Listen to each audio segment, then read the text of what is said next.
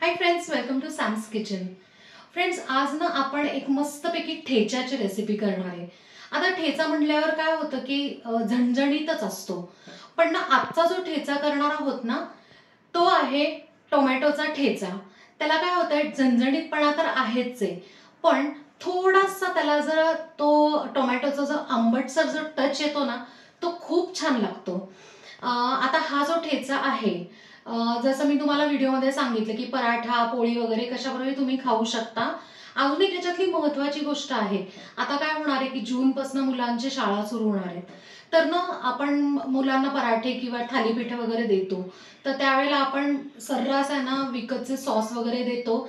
त्यापेक्षा तुम्ही हा ठेचा जर कमी तिखट असा दिला तर तो छान टिफिनमध्ये पण मस्त लागतो, एक तर फ्रेश केलेला असतो आणि महत्त्वाचं म्हणजे फारही पातळ नाही, त्यामुळे टिफिन लीक होण्याची पण काही भीती नाहीये। सो तुम्ही नक्की करून मला कमेंटमध्ये सांगा। टोमॅटोच्या ठेच्यासाठी ना आपण एका पॅन मध्ये 2 चमचे म्हणजे जे पोह्याचे चमचे असतात ना तेवढे 2 चमचे आपण तेल टाकून घेतलंय आणि त्यात आता आपण 2 चमचे शेंगदाणे टाकून घेतले। आता आपण हे थोडेसे लालसर करून घेऊया। दाणे जे आहेत ते थोडेसे लालसर झालेले आहेत। आता आपण ना एक 5 ते 6 पाकळ्या लसूण टाकून घेऊया।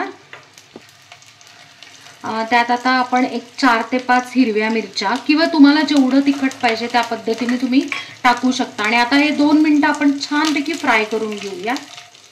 आता ना मिरचीला छानपैकी डाग पडलेले आहेत, मस्त फ्राय झालेली आहे। लसूणही थोडा लाल होत चाललेला आहे। त्यात आता आपण अगदी थोडीशी कोथिंबीर टाकून घेऊया। त्यात आता आपण 2 मोठे टोमॅटो घेतलेले आहेत, बारीक चिरून घेतलेले, ते आपण फ्राय करून घेऊया। छानपैकी आपण आता हे ना सगळे मिक्स करून घेऊया।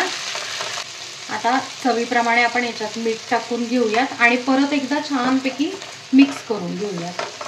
आता आपण हे सगळं मिक्स करून घेतलेलं आहे आणि गॅसची फ्लेम आहे ना थोडीशी आधी बारीक होती, ती आता थोडी मोठी केलेली, कारण आपल्याला ह्याच्यातलं पाणी सगळं घालवायचं आहे। आपण आता ह्याच्यावर 2 ते 3 मिनिटं छानपैकी झाकण ठेवूयात, म्हणजे काय होतं की टोमॅटोला असा मस्त थोडासा रोस्टेड फ्लेवर येतो। आता मी गॅस परत बारीक केलेला आहे आणि तुम्ही बघू शकता की आता पाण्यात सगळं जे टोमॅटोचं पाणी आहे ते आटलेलं आहे आणि मस्त रोस्ट झालेलं आहे। आता काय करायचं आहे की आपण गॅस बंद करून आहे ना हे सगळं मिश्रण गार करून घेऊया। टोमॅटोच्या ठेच्याचं हे मिश्रण जे आहे ते सगळं छानपैकी ना गार झालंय। आपण आता एका छोट्या मिक्सरमध्ये हे सगळं काढून घेऊया। आपण मिक्सरमध्ये सगळं काढून घेतलेलं आहे आणि आता आपण छानपैकी हे बारीक वाटून घेऊया। ठेचा आपण मस्तपैकी बारीक करून घेतलेला आहे। तो फ्रेंड्स, मस्तपैकी आपला असा झणझणीत टोमॅटोचा ठेचा तयार आहे। आपण एका बाउलमध्ये तो सर्व करून घेतलाय। ह्याच्याबरोबर तुम्ही ना पोळी किंवा भाकरी, थालीपीठ, पराठा काहीही खाऊ शकता तुम्ही।